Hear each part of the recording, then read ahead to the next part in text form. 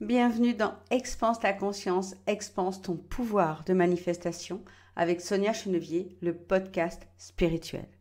L'audio que je te partage aujourd'hui est extrait de l'accompagnement Spirale de Lumière et a le pouvoir d'expanser tes connaissances, de mieux comprendre le grand jeu de la vie, de créer en toi un chiffre de conscience ou de grandir ton pouvoir de manifestation, dans le but de t'aider à te connecter toujours plus profondément à ton être supérieur, à tes missions sur Terre et à vivre bien sûr ta plus belle incarnation.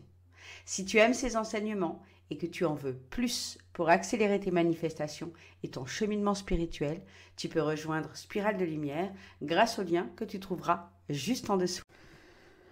Je voulais vous parler aujourd'hui suite à une discussion avec une cliente, une ancienne cliente, qui a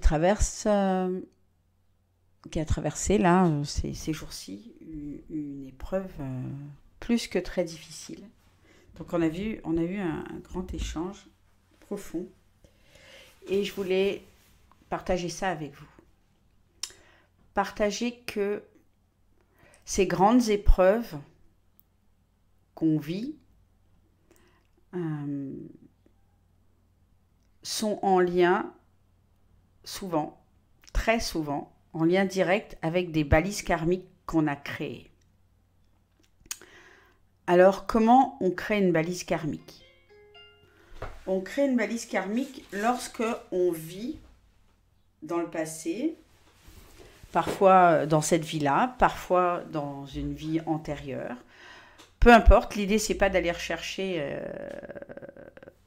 d'où ça vient. Souvent, c'est même plusieurs choses, c'est-à-dire que ça a été créé dans une vie antérieure et puis on l'a revécu déjà une première fois dans cette vie-là, une deuxième fois et à chaque fois, ce qui se passe, c'est qu'on vient vivre une émotion qui est très forte, ok, et on ne libère pas la totalité de cette émotion, c'est-à-dire qu'il y en a une partie qu'on essaye de gérer.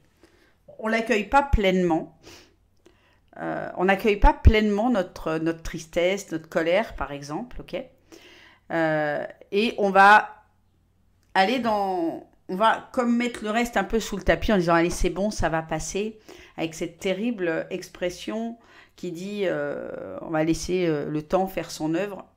Cunini, le temps il fait absolument pas son œuvre, il vient juste rendre la douleur moins importante. Donc on pourrait penser qu'il a fait son œuvre, mais pas du tout. En fait, l'œuvre qu'on a à faire nous, c'est libérer la charge émotionnelle qui s'est présentée et non pas attendre de moins la ressentir. D'accord? Parce qu'en fait, la charge, elle est toujours aussi grande, c'est juste... en fait, on ne l'a pas évacuée de nous. Et donc, en ne l'ayant pas évacuée, ça crée une balise karmique qui va prendre une autre forme, qui ne va pas se présenter forcément de la même manière, qui va faire qu'on va ressentir l'émotion. Et ce que mon amie, ma cliente a ressenti là, c'est de la solitude. C'est se retrouver seule à devoir prendre une décision terrible, seule à vivre une émotion d'une extrême tristesse et comprendre que cette solitude, on a eu longuement échangé à ce sujet-là, la solitude, on la rencontre dans nos business notamment, mais on peut la rencontrer dans notre vie privée, même lorsqu'on a de la famille, lorsqu'on a des enfants, parce qu'à un moment donné, on se retrouve seul, il n'y a plus personne qui est disponible. Au moment où on en aurait besoin, on essaye d'appeler et il n'y a personne qui est disponible. Ça, on le rencontre tous.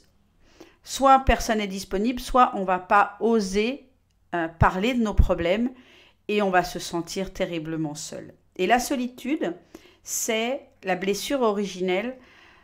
Moi, ce que j'ai compris comme étant la blessure originelle, puis après les enseignements que j'ai, voilà, on a touché ça du doigt à plusieurs moments. C'est lorsque on quitte les plans supérieurs et qu'on vient se réincarner sur Terre. Qu'on quitte la source, qu'on quitte qui on est vraiment, notre présence je suis, pour venir expérimenter le personnage, pour expérimenter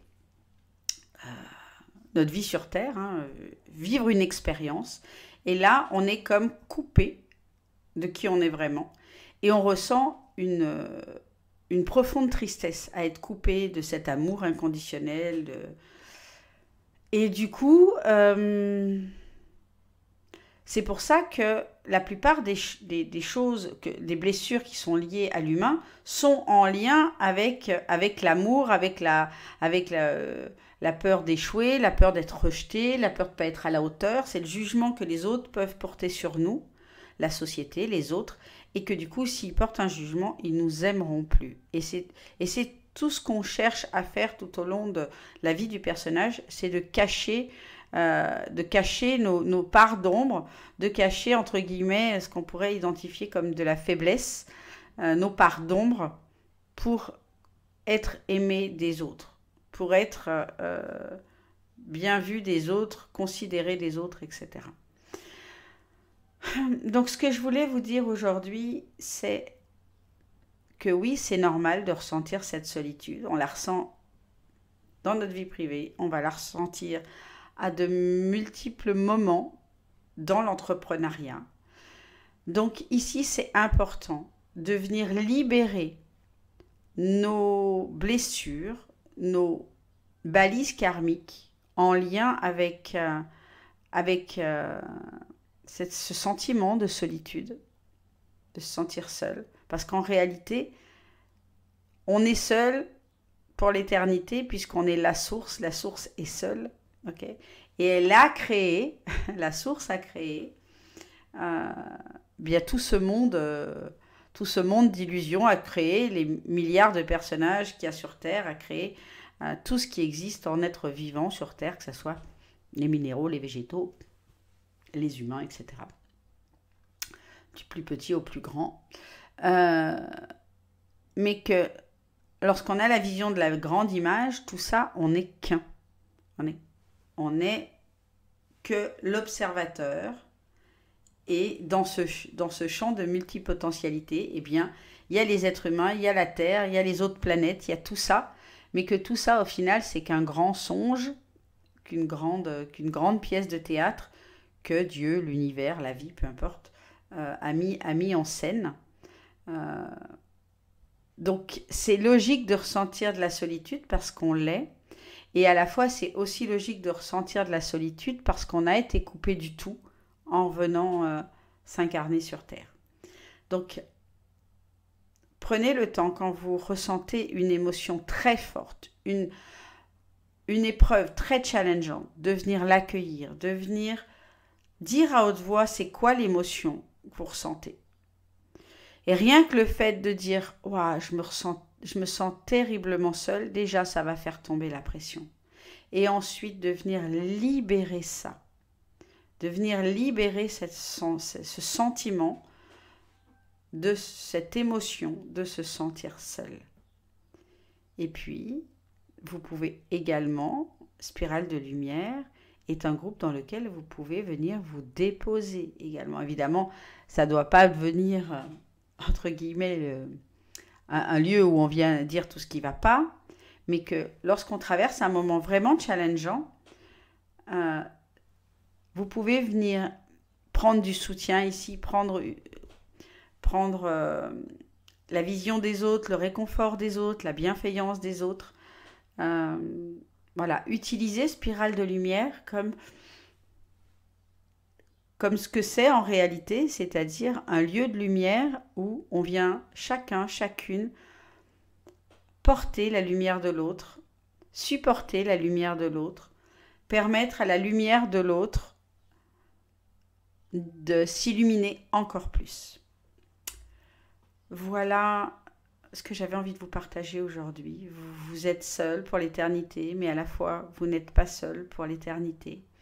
Vous êtes à la fois le tout, le champ de multipotentialité, le néant, et à la fois, vous êtes entouré d'autres personnages humains, d'autres présences de lumière qui font l'expérience du personnage humain et qui ont à cœur de se rappeler quelles sont cette lumière. Et à ce titre-là, vous pouvez voir toutes les autres lumières et voir que vous n'êtes pas seul lorsque vous traversez vos ombres. J'espère de tout cœur que ce podcast t'a plu. Tu peux me le signaler grâce à un petit pouce, ça me fera vraiment plaisir. Et on se retrouve pour faire le chemin ensemble dans Spirale de Lumière. Mais souviens-toi toujours que tu es né pour l'abondance et que l'abondance est ton essence même, ta vibration primordiale.